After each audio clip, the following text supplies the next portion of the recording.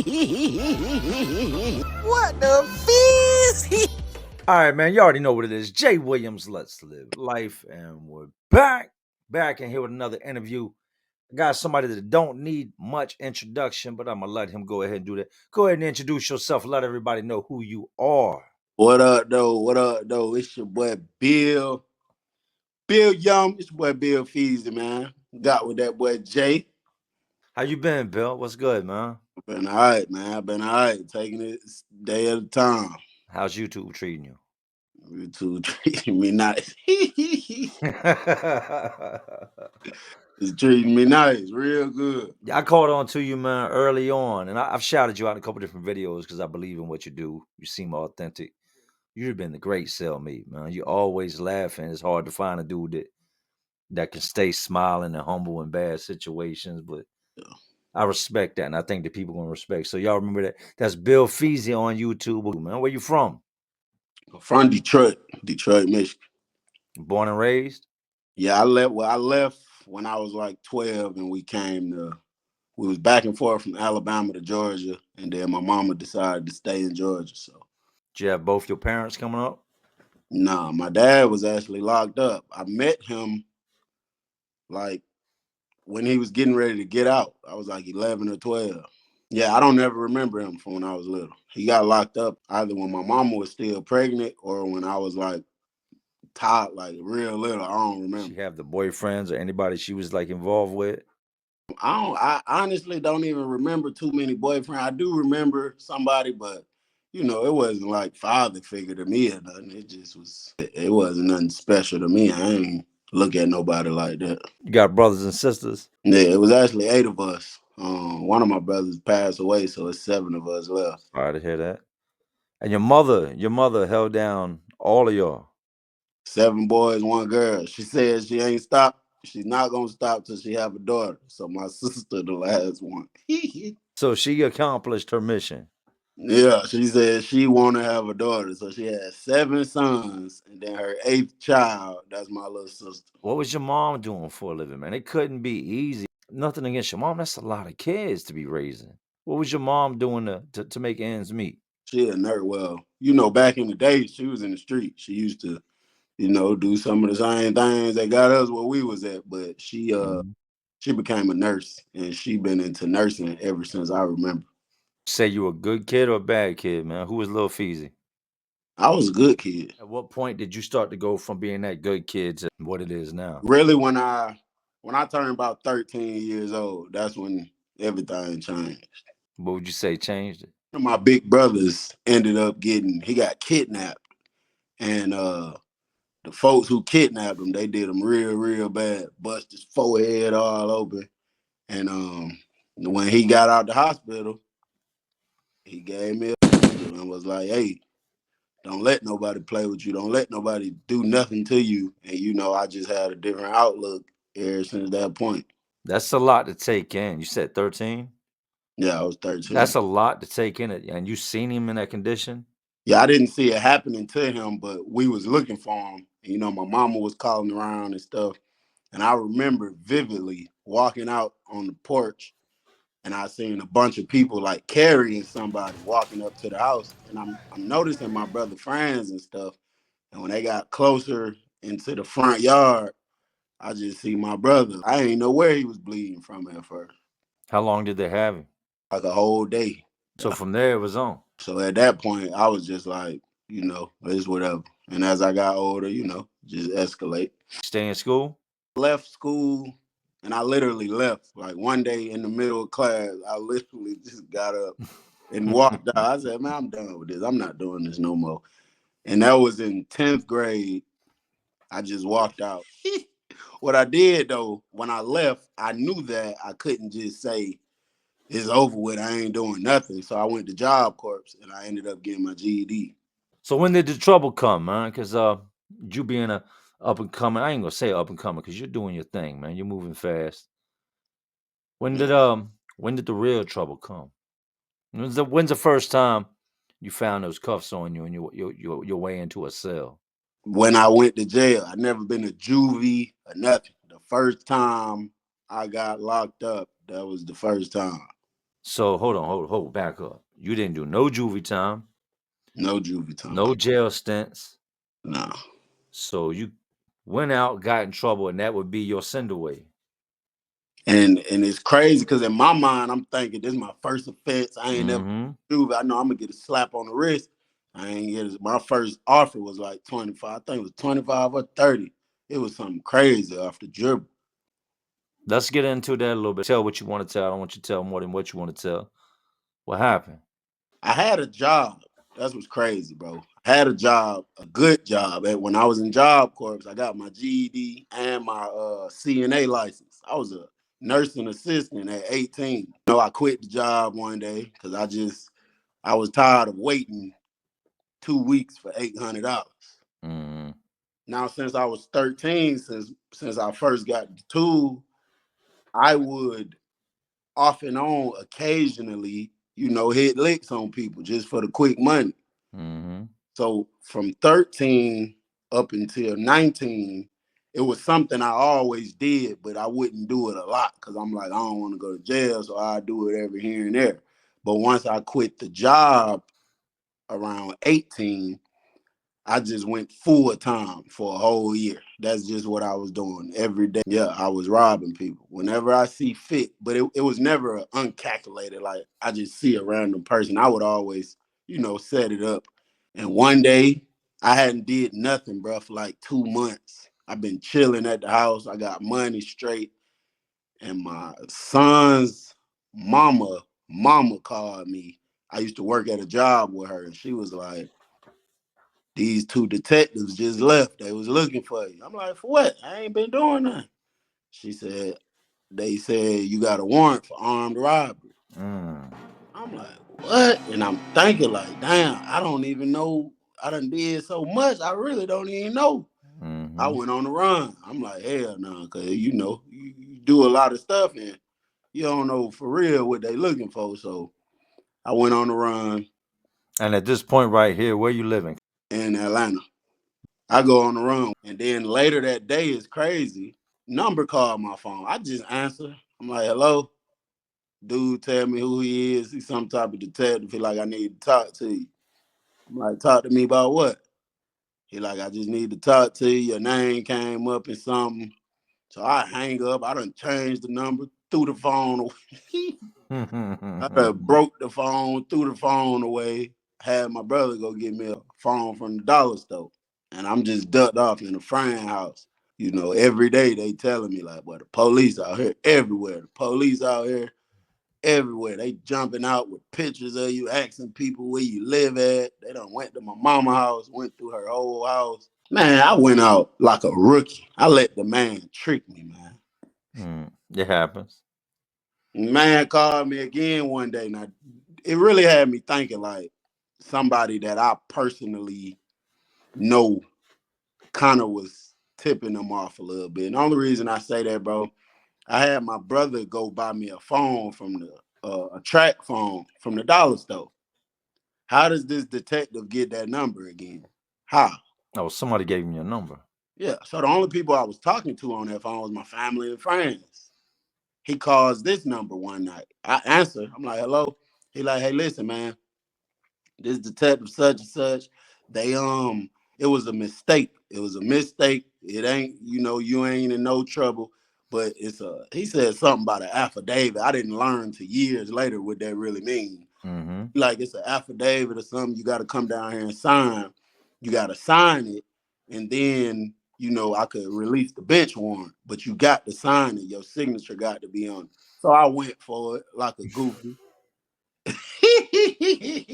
And they smacked your ass upside the head and put cuffs on you. I knew I should have known because he asked me where was I at.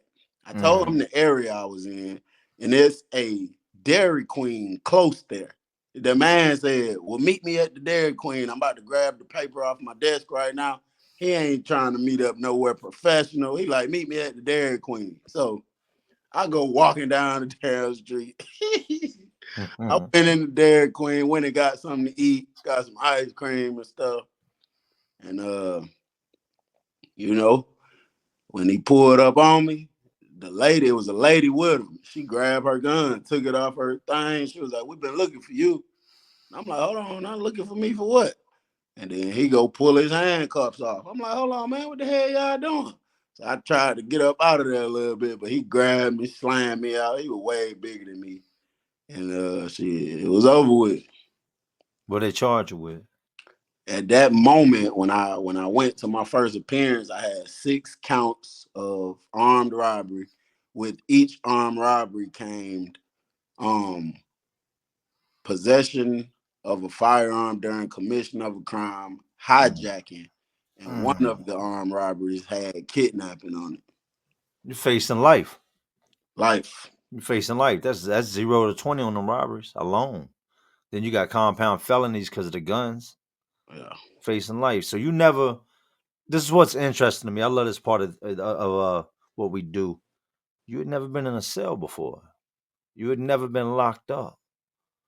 How was that? How was that first night of you've been picked up off the street? How Yeah. was that to go from being you out there, you out and about, you got kids at the time? My girlfriend is pregnant. She's 7 months pregnant. Ah. So you got a baby on the way. There's the excitement with that. You go from doing that to being locked up. Explain the feeling to the people of once you done been, and then you got all those charges. That's a lot to process as you sitting there reading through all those different charges. They take you in the cell. How was that first night in that cell, Bill? And think back to it. Like really feel it. Think back, because I know how it felt for me. How did you feel that first night in that cell, man? It really, bro, honestly, when I think about it, it didn't feel real, bro.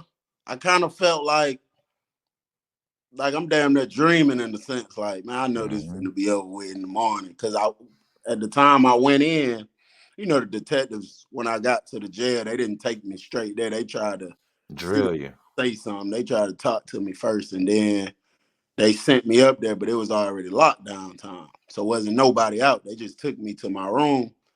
It just didn't feel real, bro. I remember walking in, looking around, going in there, meeting my roommate. It just didn't feel real, bro. You know. So you fast forward. How long did you sit in jail before you actually got to trial? Um, I sat there before I made that final decision 10 months. But I didn't go to trial. On the trial date where I was picking a jury, my lawyer whispered to me and was like, the DA is still willing to give you his last plea offer. And it's up to you. Either we finna pick this jury or you take the plea. And I was just thinking about my life, bro. I was like, I ain't about to play these games with these folks. So I just took the plea. I said, you can cancel this whole jury selection thing. And there wasn't no way. This ain't one of them cases. A lot of people rumble their case if they feel like they can beat it. This ain't one of them cases where you think you can beat it. You know they got you. This is 100% a case where I felt like I could beat it. And with everybody, with every family and friends, everybody was telling me this. Them 6 armed robberies, 4 of them, my 10 months of sitting, 4 of them ended up getting dropped. So everybody is telling me, bro, if the DA is dropping case after case, take it to trial. I'm telling you, you gonna win. Why would they drop 4 and don't drop the other 2? And then I'm like, man, I don't know, but they Mm-hmm. talk about trial, you get a life sentence, but if I plea out, I get 9 years for 2. They ended up giving me 20 to 9. But that's what I just meant to tell you. The main, even though I felt like I could beat it, bro, the main reason, one of the main reasons I said I'm just finna plea out. On the second case, I had a co-defendant. Mm. He was positively 100% identified by one of the victims. So Mm. he admitted to that along with 7 other crimes he did without me. He admitted to all that. So he wrote a full statement against me saying that's the one that was with me that had the mask on. So I'm like, this man done admitted to it and telling on me, and they're still willing to give me 9 years. Take it. I'm taking it, bro. Take it to trial. We wouldn't be having this conversation right now. You know Yeah, that, right? Like, I'm taking it, bro. and you so from there you go to the jail, you go through receiving, you start your bid. What do they send you to? The very, very first prison, you know, they send you, it's called Jackson classification and diagnostic. It's like the diagnostic prison. It's a very violent place, bro. Just for diagnostic, it's violent. And I sat in there for 13 days. That's when I got my introduction to certain things I used to see on TV and on prison movies. I seen that it was real. Because the one I was in, it ain't no step-in showers. It ain't none of that. It's 16 people at a time taking a shower. Wide open. You got officers walking through. They don't give a damn about no privacy. They don't care about none of that. Ain't no curtains blocking us off. That was the most uncomfortable moment in my life, probably. How old are you at this time? At this time, I'm 19. It wasn't parole eligible. And they don't do, the only time they'll let you out early by taking classes and good behavior and all that, you got to be parole eligible. I wasn't eligible. So do y'all have the 85% or you got to do 100? They got that, but it's only if your crime is parole eligible. Like, Okay, so y'all got stipulations. Here's 85% no matter what. oh yeah, no. Like if you catch a robbery, see, I actually, like if you catch a robbery, then you don't have to do the whole time. You can parole out a little early because that's eligible. But if you catch a armed robbery, you're not getting out. You finna do every day of what time they told you. So they get you into the system. What's next?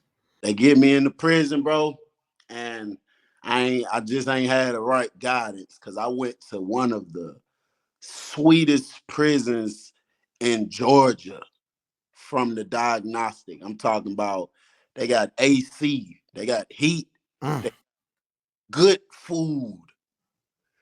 After I don't they, even know what that means. huh? I don't even know what that means. Good food. I ain't never walked in the chow hall and be like, smells good ahead. Not ever once, man. My first meal at the prison is called Riverbend Correctional Facility. It was a private prison. My first meal there, I thought my mama had cooked it. They feed, after they feed everybody in the chow hall, the lieutenant or the sergeant or whoever it is standing at the window, you know, where the trays come out, the people in the back will let them know, like, hey, we got some extra trays. The lieutenant will be like, who wants some extra food? They got, how many y'all got? They got 10 extra trays. People, man, that's unheard of in other places. They Never throw heard of it. all away. They don't give a damn. No, they dump it. Either the kitchen dudes, the guys working behind the line, gonna keep that and bag it up and send it back. They gonna eat it or they gonna dump it right in the trash. Yeah, so they used to give you seconds, thirds, and it was straight, bro. It wasn't really barely no violence. I probably seen a few fights here. I ain't had the right guidance because I was there wild and just doing stupid stuff. You ain't even have to do at a place like that. Well, how long was you at that place? 6 months. See, what got you sent up off there? When I was in Jackson, it's this old dude in the room next to me, and he used to always like talk to me like a big brother. The night I left, he said, "Listen, Bill, don't never forget this. I done been in prison for 10 years and I know how it go." He said, when you go to wherever you finna go, if anybody play with you, if they look at you for too long, they try anything slick, you need to get your hands on, you know, a weapon and you need to put it in them. I'm telling you, that's the only thing gonna have you respected and people feel like not to mess with you. I was there for like 3 months and it was a big situation happened about the store car. The dorm I'm in, they came and drug test everybody. Everybody failed for marijuana. It So they was hit y'all with a random. random, the whole dorm. So what they was doing at this time was whoever failed, you automatically go on store restriction. Don't even think about no food. 2 weeks, no commissary. Yeah. So I think it was 2 weeks, matter of fact. Mm-hmm. So out of a 62 people in the dorm, only 3 of us passed the test. Only 3 of us. So we could still order the food. So on the day that the food is coming, she come to the door and then she walk off. So I'm beating on the door trying to get the officer to pop the door. So I got to finesse the officer and tell her I got GED. I got GED class to go to. You know, people be taking classes in there. Mm-hmm. So me and the other two dudes the trick the officer like we finna go to GED, and she popped the door and let us out. But we Trying really to get the ran over bag. the door lady. Like, hey, what's up with that food? So she like, y'all ain't got no food. The list is taped onto the top of the thing. I'm looking at my name. Mm-hmm. So I'm like, what do you mean? It's right here. So she like, nah, your dorm on restriction. I'm not finna get 3 of y'all no store. That's gonna cause some violence. Like she on some stuff like, oh, them other people might try to do something to us about our Oh, food. so you was actually one of the 3 that passed. Yeah. You was the chosen one. So You was the chosen one. I'm like, man, I'm not studying them in that dorm because I'm like, I ain't saying it to her, but I'm thinking like, I'm on the same thing y'all on. You know what I'm saying? That's corporal punishment. That's what they do. You know how it And goes. I'm looking at it like a money point of view. All these people ain't getting no food for 2 weeks, but I'm about to take my whole store card and credit all this food out. I'm finna triple up by the time they get their Ain't stuff. no 2 for 3s. We 2 for 4 and everything. I'm telling you, we need to double everything. So Mm-hmm. she didn't man, she didn't give us the food, man. Like she was real life bucking on us. And then the officer even went to telling us, go back in the dorm. And man, I just got so mad, bro. And they had another dorm door open. She was giving them their store. That's why she was getting frustrated. Cause she trying to count out their commissary, but she got to argue with me too. And I just got mad, bro. And I snatched some of the bags of their stuff and just snatched it out, threw it in the hallway. Mm.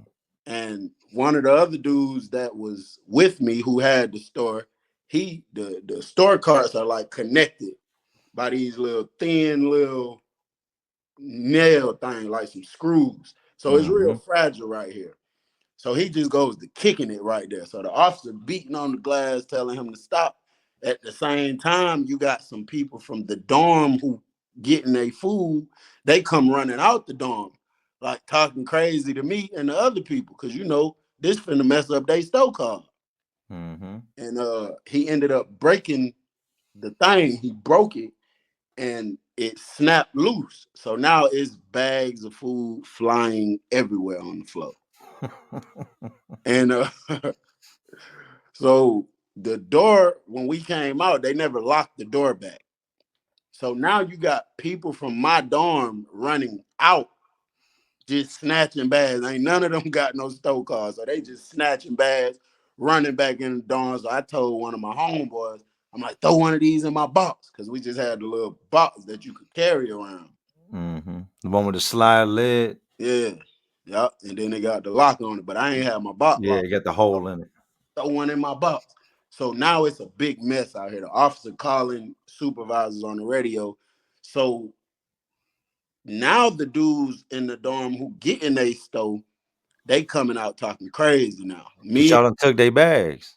yeah, me and the other people from my, even though you know the prison, they would get refunded. Yeah, That but they ain't caring about that. They gotta these dudes gotta wait. It's a process they now gotta go through to get their stuff. yeah, and you know it ain't gonna be the same day. No, no, no, no, no. That's over. They're gonna continue with whatever they got going on, and they'll get to this tomorrow. So they started talking crazy to me and you know some of the guys from my dorm. So these guys, they just on the BS. So even the ones who went back in the dorm, they all comes running back out the dorm. So now it's like a standoff between my dorm and these dudes' dorm. That's all bad, man. Next thing you know, bro, somebody got punched in the face, and when that first punch got thrown, everybody started swinging. Everybody. Domino effect. So somebody had a knife and ended up stabbing one of the guys from that dorm, Allegedly. allegedly. I'm talking about from the top of the head, everywhere. It was everywhere. That was my first time ever seeing somebody just like that. It's a crazy feeling. Crazy. Are you in the midst of all this rumbling that's Missed. allegedly taking place? Allegedly, we all fighting. Okay. Ain't no way around it. You either gonna Yeah, do that or go lock it down. we all fighting. Oh no, see, we was in the hallway, and you know by this point, the hoes done got like the door to Oh, the. they didn't shut y'all in the hallway to It contain done it. got locked now, so you really can't even run if Ah, you wanted to. no. And it's the hallway is a big circle. So man, Mm-hmm. you know, we fighting. I ain't gonna lie, one of the dudes kind of seemed like he was catching advantage of me. Man, I grabbed one of them steel chairs that the officers sit on and went to feeling like I was a WWE. WWE. This is my first time ever being pepper sprayed. Ah. Tell Bro, the people about that. I've been there. bro. I'm not really realizing it at first when they coming in screaming. I see them got these big cans, and the dude in the front like this, he's shaking it up. And he go to screaming, everybody get on the floor. Everybody get on the floor. Ain't nobody getting on no floor. We in here fighting, man. I'm getting on the floor. I've been sprayed before. Y'all can And step on me. I'm gonna get on the floor. I've been sprayed. I'm coming to like the right. The side I'm on is closer to the hallway that they're coming up through. I'm not Mm-hmm. thinking about that because I'm trying to think I'm the Rock or Stone Cold with this chair in my hand. They coming the way I'm at. So when he go to squeezing the spray, I'm like one of the first people that's getting it close and up close and direct. That stuff hit me straight in the face. I thought somebody had a lighter holding it on my eyeball, bro. It felt terrible. I couldn't do nothing.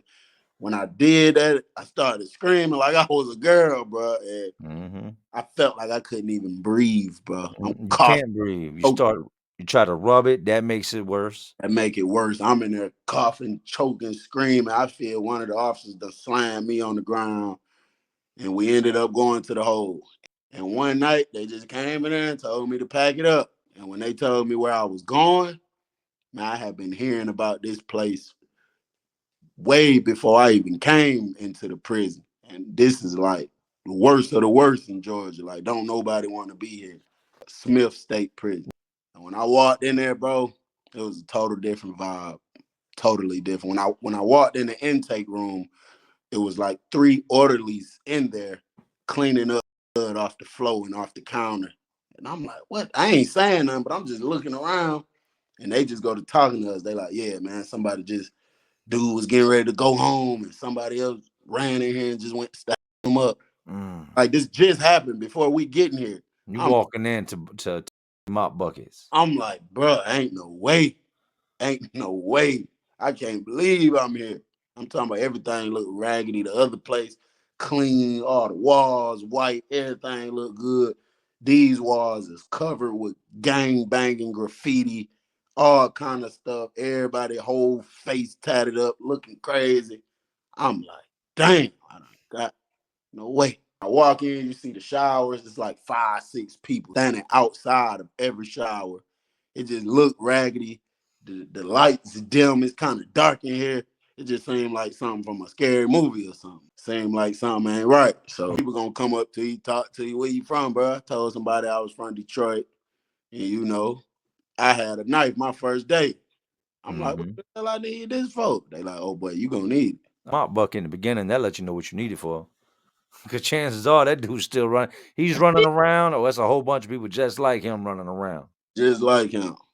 So what's next? Get into the gang politics and all that? Pretty much kind of I'm on whatever y'all on. I'm a cool guy. I really don't want no smoke. I don't even want to fight you. But if that's what you on, I can't just let you, just try me and handle me any kind of You way. got to do what you got to do. Right. So before I even came in, I had already kind of been involved in the gang politics and stuff. So when I got to that place, it was almost like you good as soon as I walked through the door, but I know this place is way crazier than this last place just was. You know what I'm saying? Mm-hmm. Yeah. So I was cool there, to be honest, bro. I actually kind of started. It was all right with me. Like I ain't having no issues. Ain't nobody doing nothing crazy to me. But I had to participate in things that that ain't really my style. But just because the stupidity that goes on, sometimes when people take it there, you got to take it there with them. You know what I'm saying? Well, if you're part of any, and for y'all that are watching and don't know this, if you're part of an organization or you run with a group of guys and they say go, you got to go. Ain't no debate. You got Right. to act. Or it's like this. Let's just say, you know, I'm running with these guys and we walking to the chow hall together. You running with some other guys and you run over here and pull out a knife on one of the guys I'm walking with. And let's just say you go to hitting him with it. I can't just stand here and watch. I can't. I got to defend him. And if I don't, later on, they gonna do the same thing to me. Would this be your last prison? Definitely not. Definitely not. All right, so one of two things got you up off this compound: good behavior or bad behavior. Which one was it? It was good behavior, actually. So my first 2 years here, you know, I was kind of involved in some stupid stuff a lot for 2 years. I was seeing so many people lose their life, like really be here talking to me today, and then tomorrow we on lockdown, and they like, yeah, you know, he got killed, and I'm like, so it really made me feel like, bro, you need to get away from these people because this is a lifer's camp. Like 85% of the people here was never going home. I was talking to my counselor one day. I'm like, how do I get my security dropped? She's like, you got to go 12 months without a write-up. I had just got a write-up like a week ago. So, bro, I made it my business the next 12 months. I'm not getting wrote up for nothing. So I was trying to the best of my ability to stay under the radar. And then I did it. I wrote a request to the counselor, like, can you put in a security reduction? She wrote me a letter back the next day, like, I just put the reduction in. And when that happened, oh yeah, I was on their ass every day. Hey man, transfer me. I'm medium security.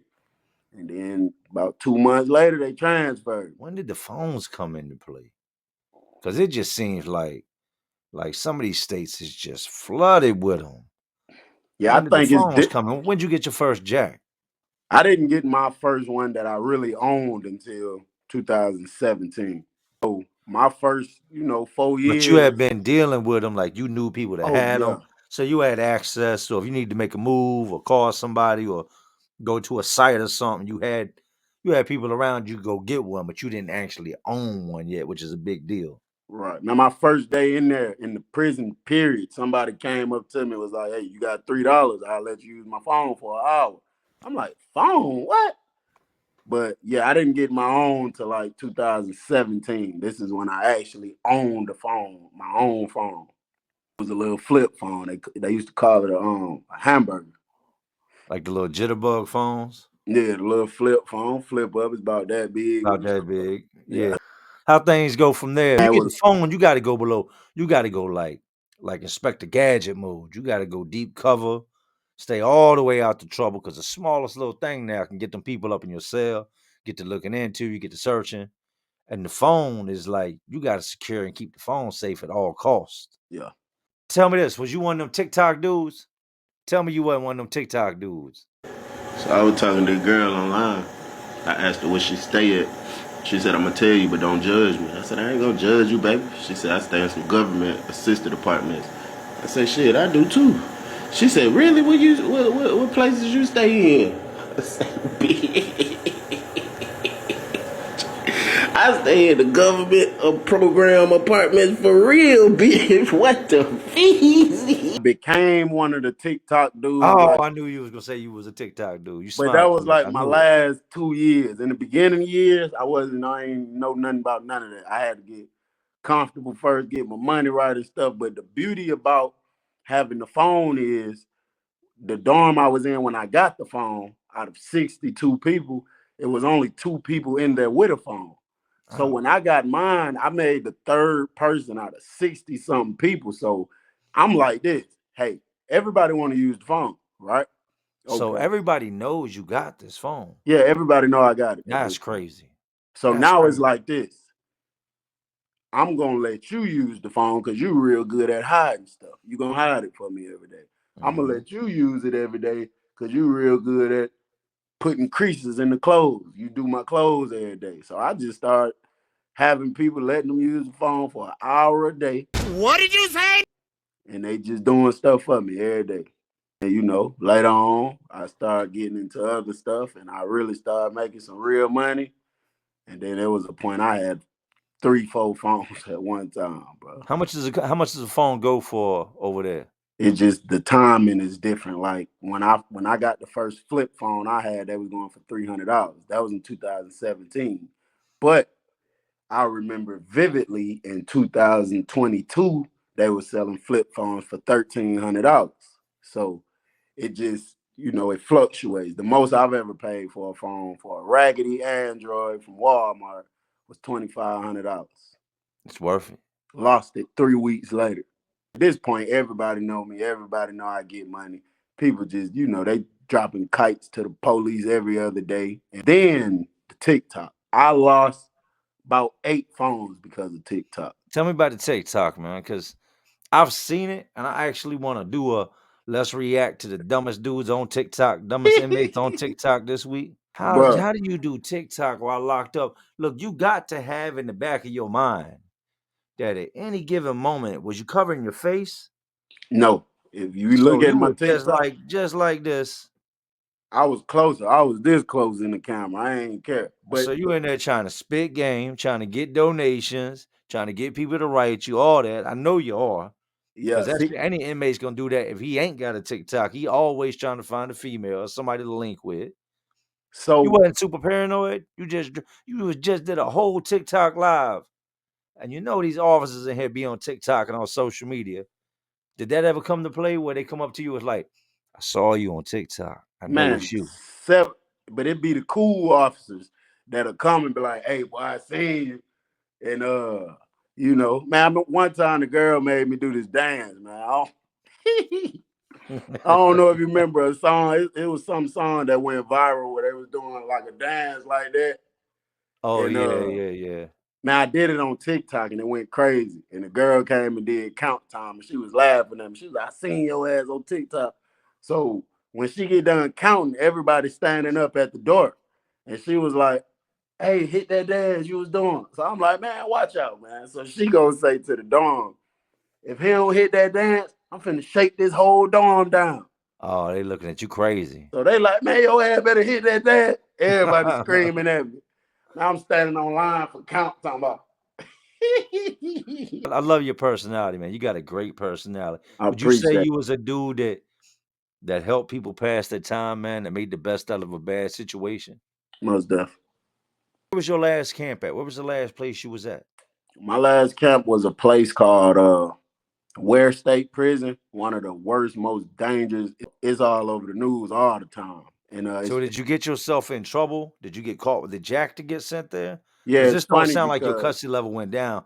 This sounds like your custody level that went back up. Yeah, well, at this point, I was just close at that point because, every time I didn't even care about the 12 months, no DR no more. For the people who don't know, the DR means disciplinary report.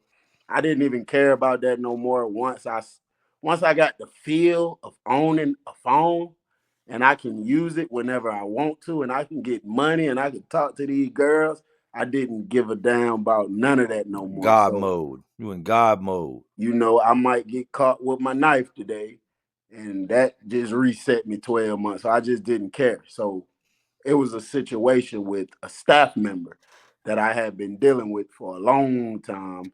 And then some type of way, I guess it came out and hit the fan because they finessed her and she went to telling them the truth. And then they put me in the hole for like 7-8 months. And then they let me out the hole and sent me straight to the other place for my last 6 months. And that's where you came home from? No, for like 2 years straight, bro. I was smashing the girl every day. You want to talk about that part in here? You can talk about whatever you want. My edit game is on 1,000. I just don't know if you got a girl at home that's gonna be mad about you talking about that. I don't want to put you in those situations. Oh yeah, nah. You want to get into that or what? Okay, yeah, we can talk about it. All right. So you had mentioned that you had a run with a CO, which is pretty much every inmate's dream. You had a whole full-blown relationship. You said how long? About 2 years. How did that start? How did you bag a CO? And 2 before years I even and tell you keep her that, for 2 years without anybody telling on you? I know it had to end with you getting told on and you got caught. And this the thing. I promise you, she was fine. It wasn't like, oh, she's just a girl. Man, she was free world fine. So it wasn't one of them you just doing it because you locked up. It's one No, of them I could holler just like in real life, like, and I'm sure y'all probably talked about that too. man, she used to come to Atlanta and meet my mama, my daddy. She knew my whole family. I thought we were getting married. It was real. All right, let's get to the beginning of that. How'd that start? In the prison, I ended up getting a job. They make me I was the intake orderly.